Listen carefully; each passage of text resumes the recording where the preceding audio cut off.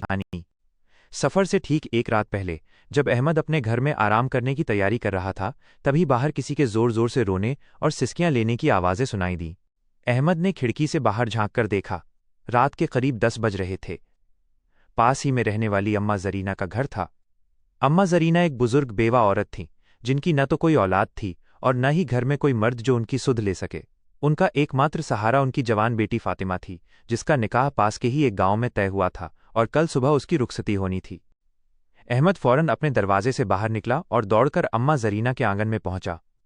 उसने देखा कि अम्मा जरीना जमीन पर बैठी अपना सिर पीट पीट कर रो रही थीं और फातिमा कोने में दुबककर सिसक रही थी। अहमद ने घबराकर पूछा, अम्मा, अल्लाह के वास्ते बताइए, क्या हुआ? आप इस तरह क्यों रो रही हैं? क्या कोई बड़ी आफत आ गई है? अम्मा जरीना ने रोते हुए अपना कांपता हुआ चेहरा उठाया और कहा, बेटे अहमद, क्या बताऊं, हमारे ऊपर तो दुखों का पहाड़ टूट पड़ा है। कल सुबह मेरी फातिमा की रुखसती है। मैंने उसके दहेज, निकाह के खर्च और छोटे से वलीमे के लिए बड़ी मुश्किल से पाई पाई जोड़कर कुछ पैसे और थोड़े से जेवर बक्से में रखे थे, लेकिन आज शाम जब मैंने बक्सा खोला तो वो बिल्कुल खाली था।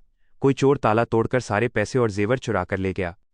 अम्मा जरीना की ये बात सुनकर अहमद का कलेजा कांप गया। अम्मा ने रोते हुए आगे कहा, अब कल सुबह जब बाराती आएंगे तो मैं अपनी बेटी को खाली हाथ कैसे विदा करूंगी? लोग मुझे ताने देंगे, मेरी इज्जत मिट्टी में मिल जाएगी। इससे तो बेहतर है कि मैं और मेरी बेटी आज ही जहर खाकर अपनी जान दे दें। फातिमा अपनी मां से लिपटकर जोर जोर से रोने लगी। अहमद वहां पत्थर की मूरत बना खड़ा रहा। उसके कानों में अम्मा जरीना के शब्द गूंज रहे थे। अचानक उसका हाथ खुद ब खुद उसकी जेब में चला गया, जहां उसने हज के सफर के लिए पैसे संभाल कर रखे थे। वह पैसे जिन्हें उसने 5 साल की कड़ी धूप, भूख और प्यास सहकर जोड़ा था। अहमद के भीतर एक बहुत बड़ी जंग शुरू हो गई। एक तरफ उसका बरसों का वो ख्वाब था जिसके लिए उसने अपनी जवानी की गाढ़ी कमाई झोंक दी थी। मक्का की वादियां, खाना काबा का तवाफ, अराफात का मैदान और मदीना की ठंडी हवाएं जहां हुजूर का रोज़ा है। दूसरी तरफ एक बेसहारा बेवा मां की इज्जत और एक यतीम लड़की की जिंदगी भर की आबरू का सवाल था। अहमद ने आसमान की तरफ देखा। रात का आसमान तारों से जगमगा रहा था। अहमद ने अपने दिल से बात की, मेरे मालिक, तू तो दिलों के भेदों को जानता है। तू जानता है कि मेरा दिल तेरे घर जाने के लिए कितना बेचैन है, पर क्या तेरा रसूल ये पसंद करेगा कि मैं मक्का की फ्लाइट पकड़ूं और मेरा पड़ोसी एक बेसहारा माँ और बेटी अपनी इज्जत बचाने के लिए आंसू बहाती रहे? उस पल अहमद के दिल से सारी दुनिया की लालच और खुदगर्जी मिट गई। उसके चेहरे पर एक अजीब सा सुकून और नूर आ गया। उसने अपनी जेब से वो पोटली निकाली जिसमें हज के सारे पैसे और कुछ जरूरी कागजात थे। उसने आगे बढ़कर वो पोटली अम्मा जरीना के कांपते हुए हाथों में रख दी। अम्मा जरीना चौंक गईं। उन्होंने पोटली खोली और देखा कि उसमें नोटों की गड्डियां थीं। वो हैरान होकर बोलीं, बेटा अहमद, ये क्या है और इतने सारे पैसे तुम्हारे पास कहाँ से आए? अहमद ने बहुत ही अदब से मुस्कुराते हुए कहा, अम्मा, ये वही पैसे हैं जो मैंने हज के लिए जोड़े थे। कल सुबह आपकी बेटी की रुखसती है। इसे मेरा तोहफा समझकर रखिए। फातिमा मेरी बहन जैसी है और बहन की इज्जत बचाना किसी भी इबादत से कम नहीं है। अम्मा जरीना के मुंह से चीख निकल गई। उन्होंने अहमद के हाथ पकड़ लिए और रोते हुए बोलीं, नहीं नहीं बेटा, मैं तुम्हारे अरमानों का खून नहीं कर सकती। ये तुम्हारी जिंदगी की कमाई है।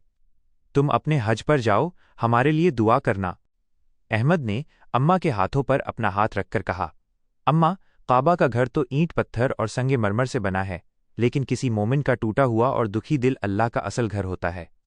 अगर मैं आपका ये टूटा हुआ घर बसा दूं तो मेरा रब मुझसे ज्यादा खुश होगा। अम्मा जरीना ने अहमद को अपने सीने से लगा लिया और दिल से ऐसी दुआ दी जो सीधे जमीन को चीरती हुई अर्श तक जा पहुंची। अगली सुबह अहमद के घर के सामने से हज का काफिला गुजरा। उसके सभी साथी, रिश्तेदार और मोहल्ले के लोग बसों में बैठकर एयरपोर्ट के लिए रवाना हो गए। अहमद अपने घर के दरवाजे पर खड़ा होकर उन्हें जाते हुए देखता रहा। उसकी आंखों के कोने में नमी थी, लेकिन दिल में कोई मलाल या पछतावा नहीं था। जब गांव के बाकी लोगों को ये बात पता चली कि अहमद ने अपने हज के सारे पैसे एक गरीब लड़की की शादी में दे दिए, तो गांव 2 हिस्सों में बंट गया। कुछ समझदार लोग कहने लगे कि अहमद ने दुनिया की सबसे बड़ी नेकी की है, उसने इंसानियत का असली फर्ज निभाया है।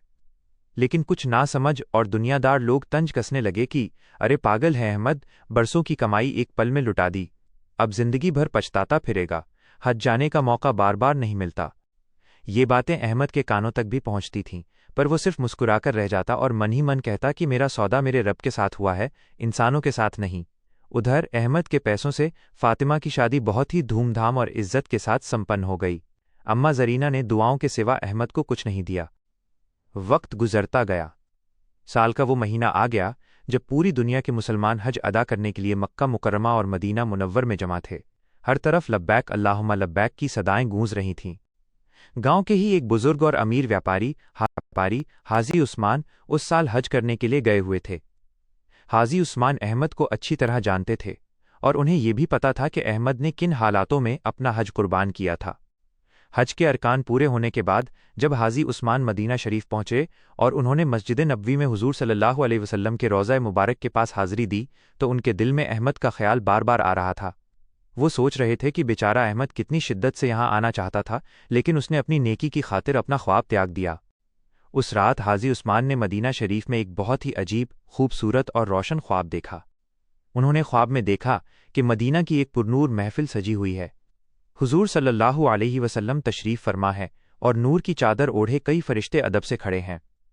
حاجی عثمان نے بہت ہی ادب کے ساتھ سلام عرض کیا۔ تب حضور صلی اللہ علیہ وسلم نے مسکراتے ہوئے اپنی زبان مبارک سے فرمایا کہ اے عثمان، تم میرے شہر آئے ہو، میرے مہمان بن کر آئے ہو، لیکن مکہ اور مدینہ کی سیماؤں کو چھوڑ کر ذرا اس گاؤں کے اس عاشق کی طرف بھی دیکھو جس نے غریبوں اور بے سہاراؤں کی خاطر اپنا حج قربان کر دیا۔ اللہ تعالیٰ نے اس کے اس ایثار کو اتنا پسند کیا ہے کہ فرشتوں کو حکم ہوا ہے کہ احمد کا حج اس کے گھر بیٹھے ہی 7 آسمانوں کے اوپر مکمل کر دیا جائے، اور آج جنت میں فرشتے اس کے نام کا طواف کر رہے ہیں۔ اس مبارک خواب کو دیکھتے ہی حاجی عثمان کی آنکھیں کھل گئیں۔ ان کے پورے جسم میں ایک عجیب سی سحرن دوڑ گئی۔ ان کے منہ سے بے ساختہ نکلا کہ سبحان اللہ، ماشاء اللہ۔ حج کا سفر پورا کر کے جب حاجی عثمان واپس اپنے گاؤں لوٹے تو ان کے گھر پر لوگوں کا تانتا لگ گیا۔ لوگ ان سے ملنے اور حج کی مبارکباد دینے آ رہے تھے۔ اسی شام حاجی عثمان خود چل کر احمد کے چھوٹے سے گھر پر پہنچے۔ ان کے ساتھ گاؤں کے کچھ اور لوگ بھی تھے۔ احمد نے جب حاجی عثمان کو اپنے دروازے پر دیکھا تو اس نے آگے بڑھ کر ان کے پیر چھونے چاہے، لیکن حاجی عثمان نے اسے گلے سے لگا لیا اور پھوٹ پھوٹ کر رونے لگے۔ احمد گھبرا گیا اور بولا، حاجی صاحب، خیریت تو ہے؟ آپ اس طرح کیوں رو رہے ہیں؟ مجھ سے کوئی خطا ہو گئی کیا؟ حاجی عثمان نے اپنے آنسو پونچھے اور کانپتے ہوئے گلے سے کہا، احمد بیٹا، خطا تم سے نہیں، ہم سے ہوئی ہے جو ہم تمہاری اصلیت کو سمجھ نہیں پائے۔ میں ابھی مدینہ شریف سے آ رہا ہوں اور وہاں میں نے جو دیکھا وہ تمہیں بتانے آیا ہوں۔ حاجی عثمان نے مدینہ شریف میں دیکھے گئے اس پورے خواب کا ایک ایک لفظ احمد اور وہاں جمع ہوئے گاؤں والوں کو سنا دیا۔ جب لوگوں نے سنا کہ احمد کا حج زمین پر نہیں بلکہ 7 آسمانوں کے اوپر فرشتوں کے درمیان قبول ہو چکا ہے تو وہاں موجود ہر شخص کی آنکھیں نم ہو گئیں۔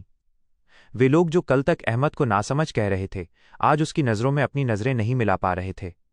انہوں نے آگے بڑھ کر احمد کے ماتھے کو چوم لیا اور معافی مانگی۔ احمد کی آنکھوں سے اشک بہہ نکلے۔ اس نے اپنے دونوں ہاتھ آسمان کی طرف اٹھائے اور کہا، یا اللہ، تو کتنا کریم ہے۔